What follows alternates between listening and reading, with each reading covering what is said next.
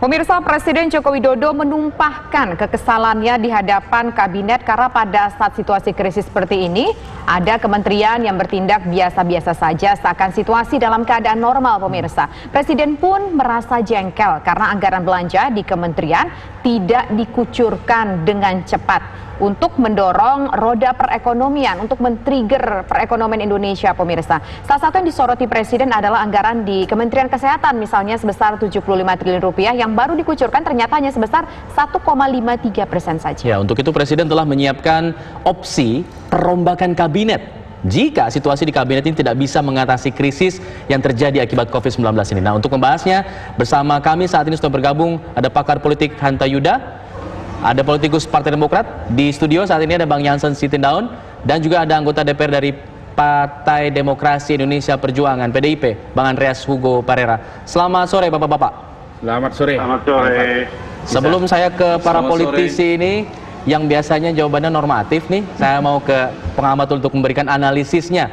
Bang Hanta, dari pandangan Anda, kalau kita lihat ini kan Presiden memberikan pidatonya ini sebenarnya tanggal 18, tapi baru dipublish tanggal 28, artinya ada jeda 10 hari. Kenapa kemudian kira-kira Presiden atau pihak dari istana ini baru mempublish ini 10 hari kemudian? Padahal kata ini genting, padahal kata ini cukup penting begitu.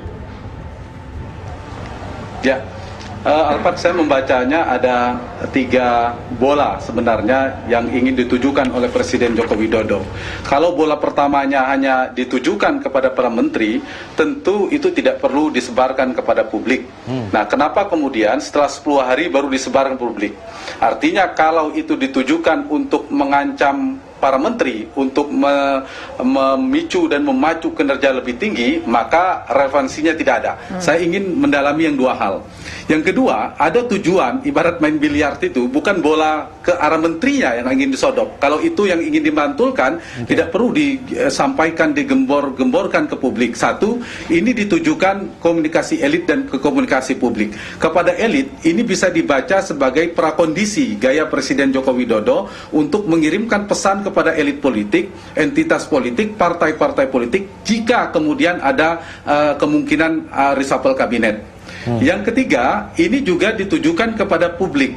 Ini bagian dari strategi Presiden, komunikasi publik yang untuk menggeser, melepas, saya nggak mengatakan melepas badan, melemparkan persoalan hari ini yang telah dikonfirmasi sendiri oleh Presiden Jokowi, bukan persoalan Presiden, tapi itu adalah persoalan para menteri yang kinerjanya rendah. Padahal menurut saya dalam konteks itu tetap kita harus mengapresiasi Presiden Joko Widodo karena Presiden mengirimkan pesan sikap yang terang dan jelas. Tetapi sekaligus saya menyayangkan itu tidak perlu sebenarnya disampaikan kepada publik. Kenapa? Kalau konteksnya kepada menteri, kapanpun Presiden ingin melakukan reshuffle kabinet, hari ini tinggal ada kinerja yang tidak bagus, tinggal reshuffle kapanpun diumumkan. Tapi persoalannya saya ingin melihat ini menggeser beban politik. Kinerja misalnya yang mengkonfirmasi kabinet yang dibentuk oleh Presiden Oktober tahun lalu itu ternyata yang dikritik oleh beberapa kalangan, beberapa menteri yang disebut itu dikonfirmasi, terbukti dikomunikasi oleh Presiden Jokowi sendiri ada problem, bahkan disebut soal kesehatan dan lain sebagainya. Jadi ini upaya dalam konteks relasi kekuasaan kita bernegara. Para menteri itu kan stafnya Presiden. Betul, menteri bertanggung jawab kepada Presiden, tetapi Presiden bertanggung jawab kepada rakyat. Jadi ibarat kalau kita ada problem, saya tidak bisa menyalahkan kepada customer saya soal staf saya, tapi saya lah yang harus pasang badan. Saya minta maaf kepada publik bahwa saya belum bisa menjalankan sesuai harapan, ada problem. Jadi poin saya adalah secara ke publiknya kita harus tetap katakan Presiden Jokowi justrunya meminta maaf kepada publik kenapa para menterinya belum sesuai performa yang diharapkan oleh Presiden. Bukan justru sebaliknya menyampaikan kemarahan, kekesalan kepada para menteri di hadapan publik gitu. Konteksnya kepada para menteri itu sudah benar. Kita harus apresiasi, harus tegas, jelas arahan Presiden. Baik. Tapi kalau untuk ke publiknya sudah benar atau belum, Bang? Saya kira tidak, konteksnya ke publik kurang tepat. Karena kalau yang paling penting itu presiden meresapel, bahkan perbaiki kinerja, resapel sampai ke publik kami sudah melakukan capaian dan sebagainya. Itu jauh lebih secara